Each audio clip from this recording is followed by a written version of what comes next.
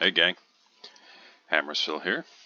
As you can see, I am playing the Roon Tier 9 German cruiser. This is, I would say, fair to Midland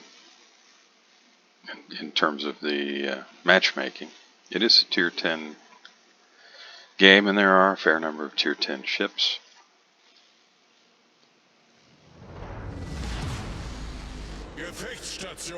And we do have CVs in the game. Now, why did I just ping that guy and say provide cover? Well, two reasons. One, it has been my experience that, well, not always, a lot of the time, if I indicate to the destroyer player that I intend to try and provide some cover and that I'm recommending that others try to provide some cover, they might be willing to go and contest the cap. And also, in some cases, can be enough of a nudge to get some guys to, or players to move up and actually support the DD. Now you can see that the CV is coming to this cap first, and our Z23 is slowing down, trying to get getting spotted. Now you may be thinking to yourself, Am, you just posted up a game about Roon. Well, that's true. I did. So what's different about this game? Well, yeah, that hurt.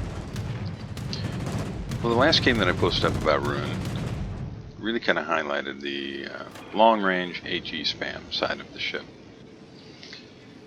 This game is a little bit more well-rounded in that I do actually in this game get an opportunity to make use of the AP shells, which can be devastating if used in the right situation. Now, I won't claim that I play this ship perfectly or even well, but in this game, at one point, I do get a chance to use the AP and to reasonably devastating effect. So I thought, you know, this would be a good video to go ahead and get posted up as well for anybody grinding through this line or thinking about grinding through this line. Now you'll notice as you look at this ship here that it does have two turrets on the aft section of the ship and only one up front, which makes this ship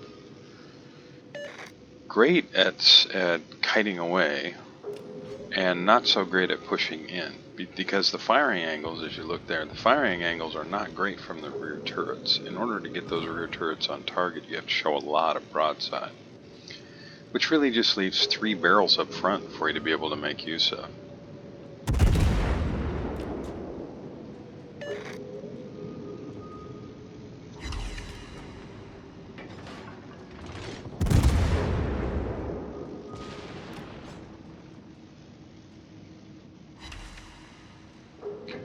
A little bit of chip damage there on Asashio. Myself and whoever else was firing on him, that was enough to convince him it was time to get the heck out of there. Now with the Hindenburg, Kurfürst, Amagi, a lot of ships on that side, I decided I'm going to go ahead and come across here and come to this side. Now I'm trying to get some idea of what this Des Moines is doing here.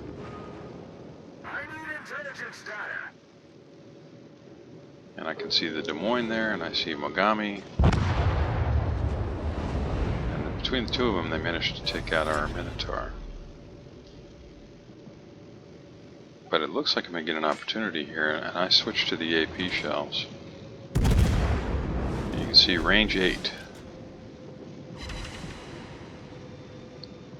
That's not bad damage.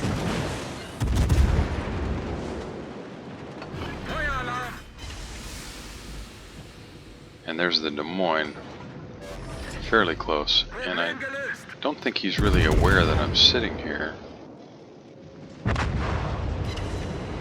That's a double citadel for almost 15,000. You can see I've slowed down and I'm just trying to maintain my own angles.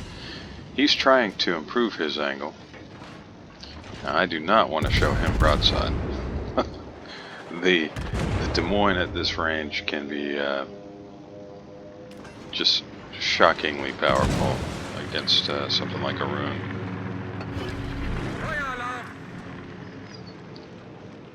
A couple of reasons. One, you know, the American cruisers have improved AP penetration, so that alone is frightening, and it also has a really quick reload. So I'm going to try and get a chance to finish up the Megami, and he goes dark. I have to hope maybe I get another shot here. But that's kind of the power of the German AP. I probably should have left it at AP, but I thought he was going to run straight out. Did manage to get a fire started. So that, you know, quick use of fairly short range AP got me up over 30,000 damage. Meanwhile, our team has lost a total of 3 ships. Their team has lost a total of 3 ships. Both sides having lost 2 destroyers and a cruiser. And Megami's going to give me another shot here.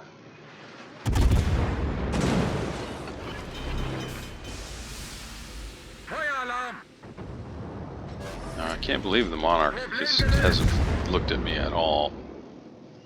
But he hasn't, so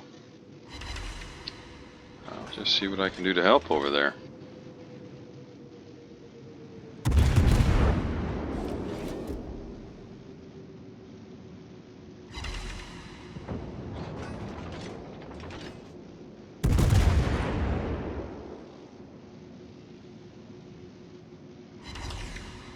Trying to get another fire started.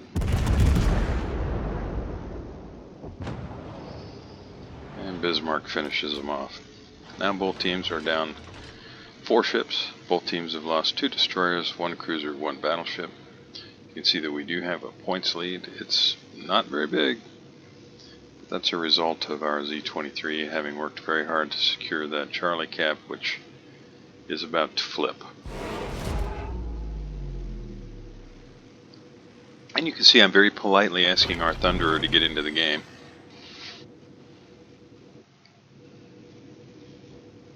Yeah, don't be that guy.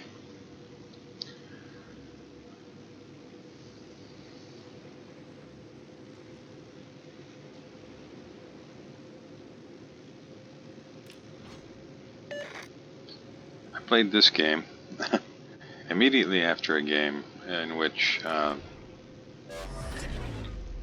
fully a quarter of the team simply turned and ran or stopped playing. There was a Thunderer on my team in a game before this one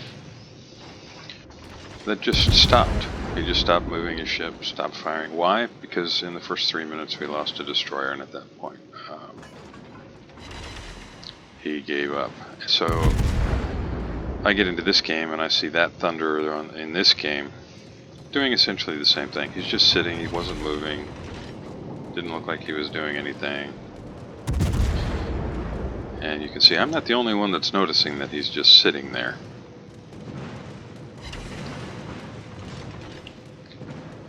And I admit, I did get a little irritated and kind of stayed irritated with this guy. You know, 2 games, I can't remember if they were exactly in a row or if there was one game in between them. You can see I've switched back to AP because I'm looking at some broadside there.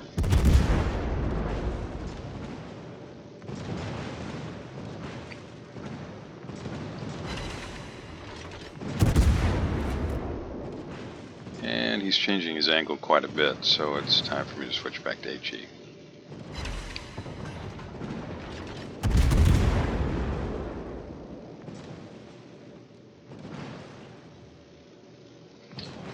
Our poor Musashi.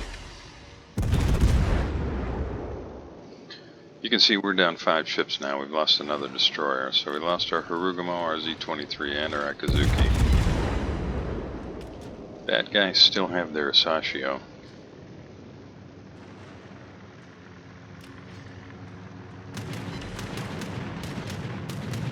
And Masashi manages to finish off their bomber. But he's probably not going to be long for this world.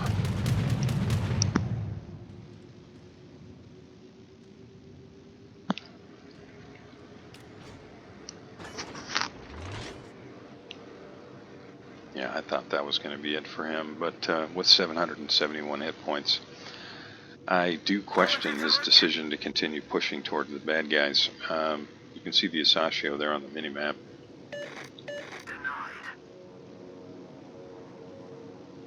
Alle Stationen, brauche Feuerunterstützung. I'm not sure what our Thunderer was saying denied to. You know, sometimes there's a language barrier.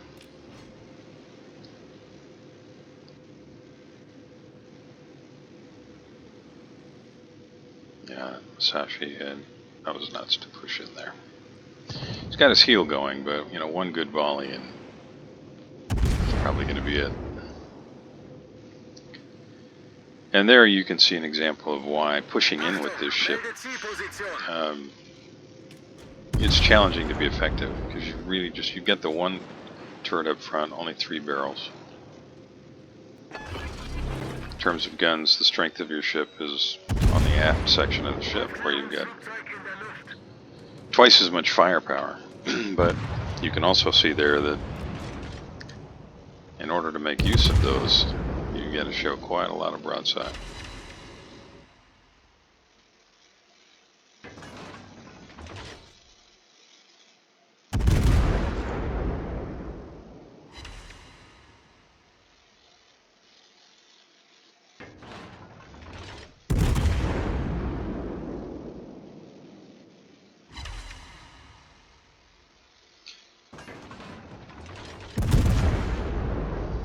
It's weird how pixelated some of these replays are, and that ship looks like it's riding pretty high in the water. Didn't look this way at all while the game was being played.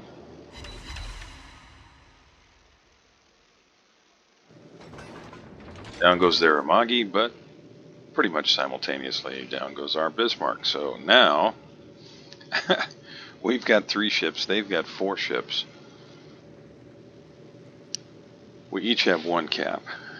And they have a, let's call it a 70-point lead. So this is going to be a little bit of an uphill slog trying to win this. You can see Thunderer has actually moved. He hasn't what I would call positioned effectively, but he's at least moved. He's got basically full health, because he's been sitting so far back and doing what amounts to not much of anything. And now he's pushed up and made himself a target, at least, so I'm afforded the opportunity to move. So my hope here was that he would keep them out of the B cap and allow me an opportunity to try and secure the C cap, or if nothing else, allow me the opportunity to stop their points accumulation in the Charlie cap just by getting in there somehow. Alle Stationen, brauche Feuerunterstützung. Yeah, he's got a broadside Hindenburg there.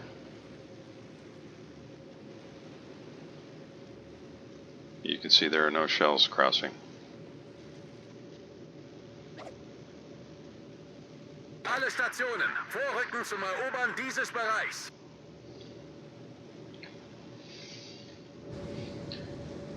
Yeah, I don't know what he's pointing at, but he wasn't pointing at that Hindenburg.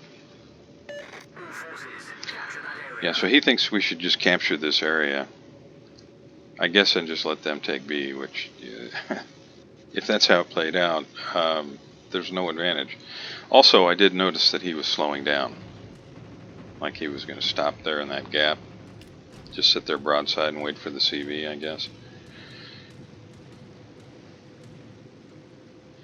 I really don't want to get blapped here, so I'm just going to have a look, and I see the guns on the Kurfürst are pointed south, and immediately I know, okay, that guy's gone AFK.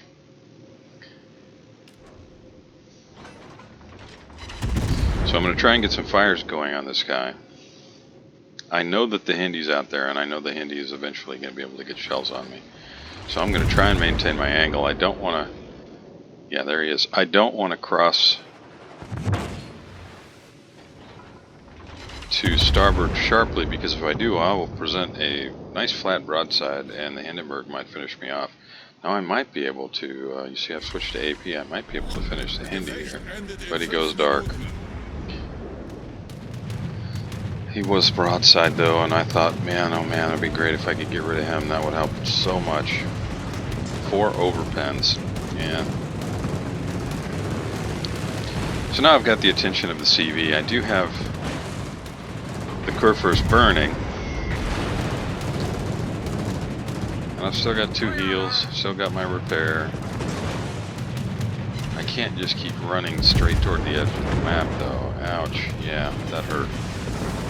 So between the CV showing me a little love here and that Hindenburg, I'm realizing I'm probably not long for this world. You can see our Richthofen there in the chat has kind of noticed what I was talking about as far as our Thunderer just kind of following me across the map, not really doing anything.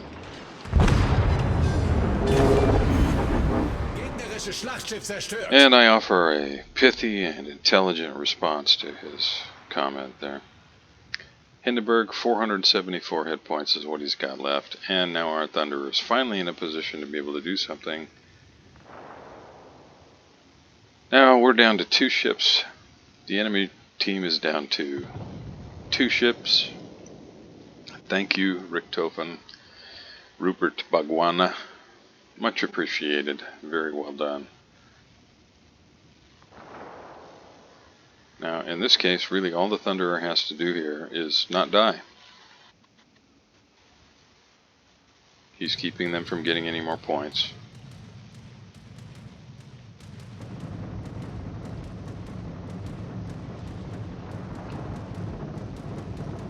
But when you're in a battleship and the game is kind of on the line and you are in a game where there's an enemy CV, stopping or reversing is probably not a very good idea. Because as soon as the enemy team sees that, if the CV player has any clue at all, that was actually a pretty decent shot. He almost finished off Azuma. They're going to get torpedo planes, and they're going to come torpedo you. And you can see where the enemy CV is at. And he is trying to finish Azuma here. But Azuma has angled up and is healing.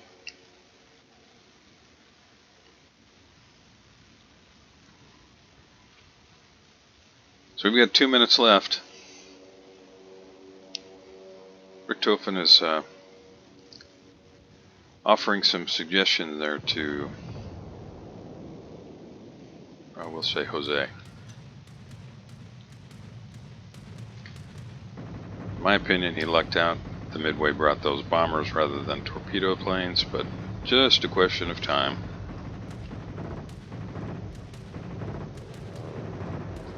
We do have a points lead now. 120 points, 123 points.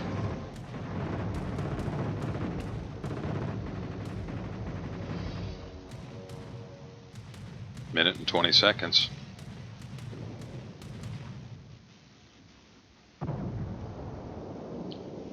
Azuma showing a lot of broadside. There's our Richthofen suggesting to Jose not to leave the cap. And you can see that our Thunderer missed Azuma entirely that time. And I think Jose probably was just going to back out of the cap.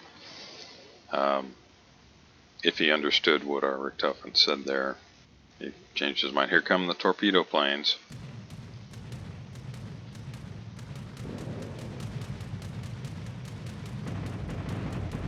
That's the better part of 2 minutes that he's just been kind of reversing. And he's going to eat a face full of torpedoes here.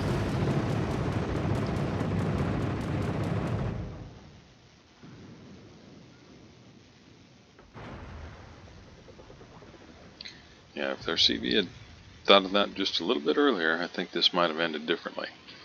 As it stands, we do manage to secure the win. I hope you enjoyed this example of what the Roon can do, and gives you incentive to be excited about the possibility of Hindi. I'll see you next time.